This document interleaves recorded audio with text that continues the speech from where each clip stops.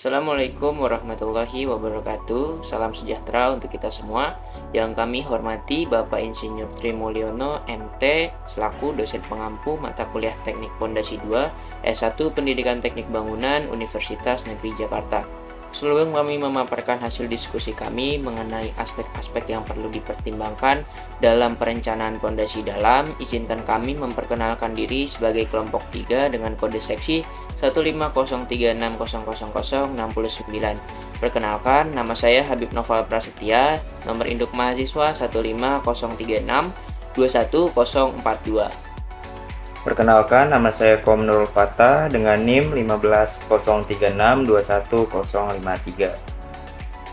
Perkenalkan, nama saya Muhammad Agung dengan NIM 15036621044. Perkenalkan, saya Laila Gafaria dengan NIM 15036211059. Oke, Assalamualaikum warahmatullahi wabarakatuh.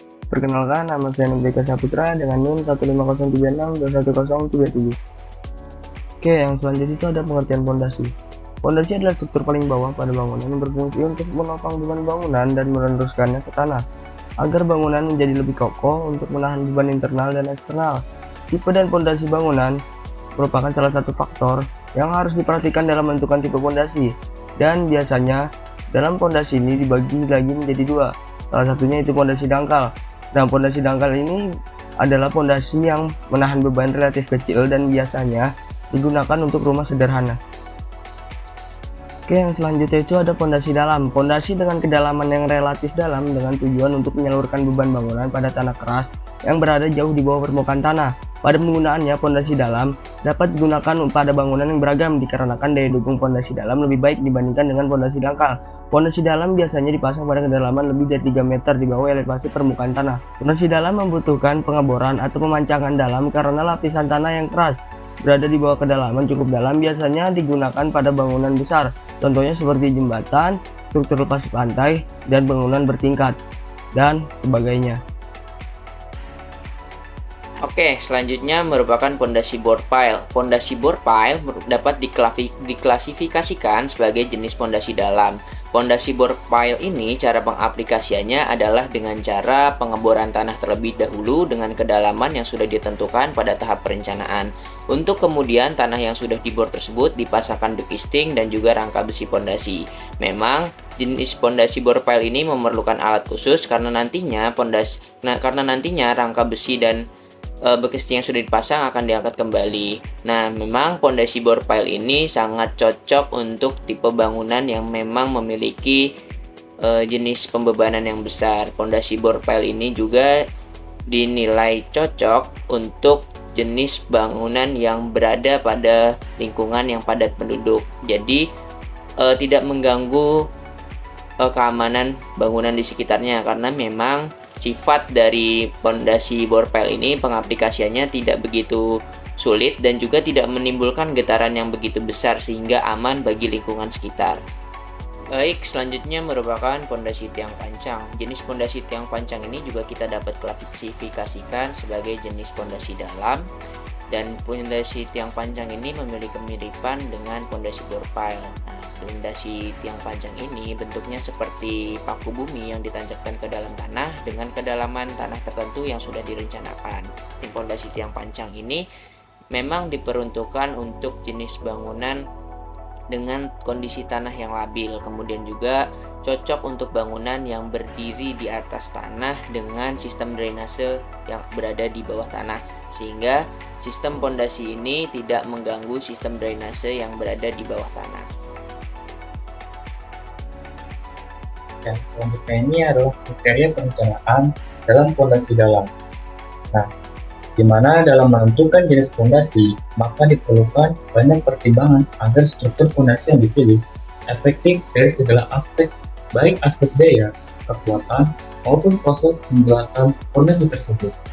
Pembuatan pondasi pada bangunan atau struktur tidak bisa dilakukan dengan cepat. Dalam pembuatan pondasi diperlukan perencanaan yang baik, sesuai dengan kebutuhan dari bangunan dan anggaran yang tersedia. Dalam perencanaan pondasi diupayakan memenuhi 4 kriteria. Yang pertama, efisien dalam biaya. Yang kedua, efektif dalam berat struktur. ketiga, optimal dalam waktu dan metode pelaksanaan. Dan yang terakhir, efisien dalam pengoperasian dan pemeliharaan bangunan. Selanjutnya adalah data-data yang diperlukan untuk perencanaan fondasi dalam. Nah, yang pertama ini ada kondisi tanah. Lalu yang kedua ada pembebanan, ketiga biaya, dan yang terakhir lingkungan. Nah, yang pertama ini adalah kondisi tanah. Nah, tanah merupakan parameter penting dalam perencanaan fondasi karena tanah mempengaruhi ketahanan dari suatu bangunan.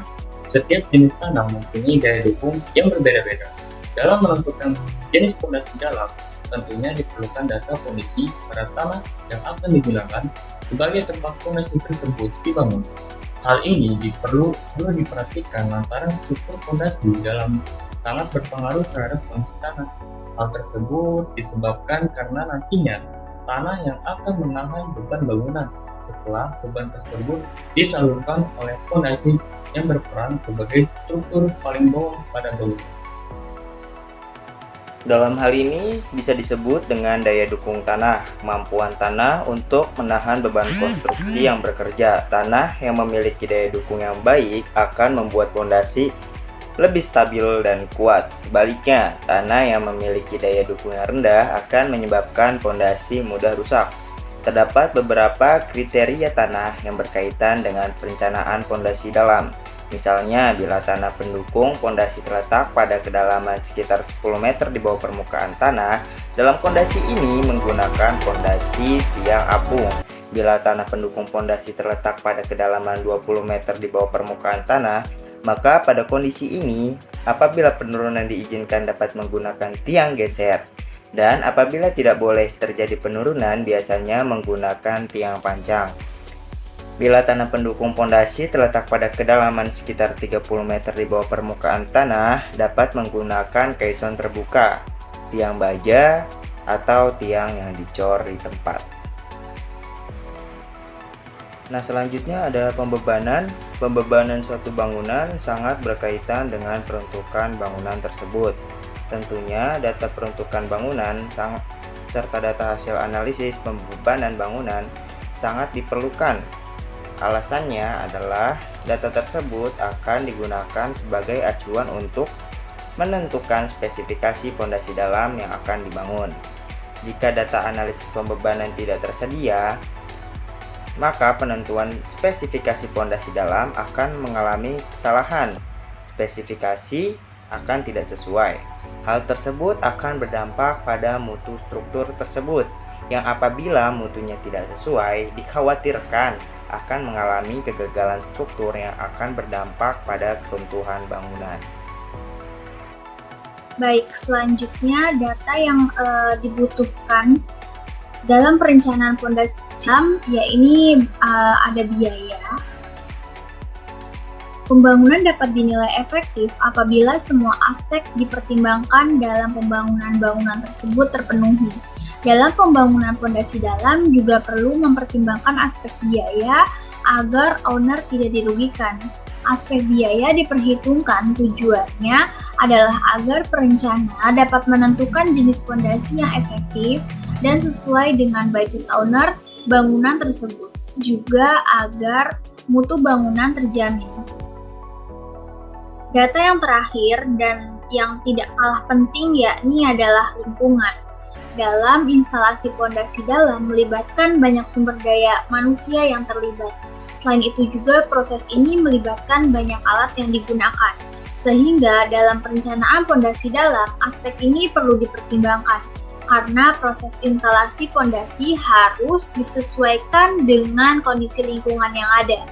Penentuan jenis fondasi dalam mengikuti dengan kondisi lingkungan yang paling memungkinkan untuk pemasangan fondasi dalam di lingkungan pembangunan yang dimaksud. Penggunaan fondasi dalam lebih baik digunakan pada lingkungan yang jauh dari pemukiman atau masyarakat, sebab proses pengerjaan fondasi dalam lebih berbahaya terhadap bangunan di sekitarnya dan mengganggu masyarakat. Baik, mungkin itu saja teman-teman penjelasan dari kelompok kami terkait fondasi dalam dan hal-hal pendukung yang perlu diperhatikan dalam pembangunan fondasi.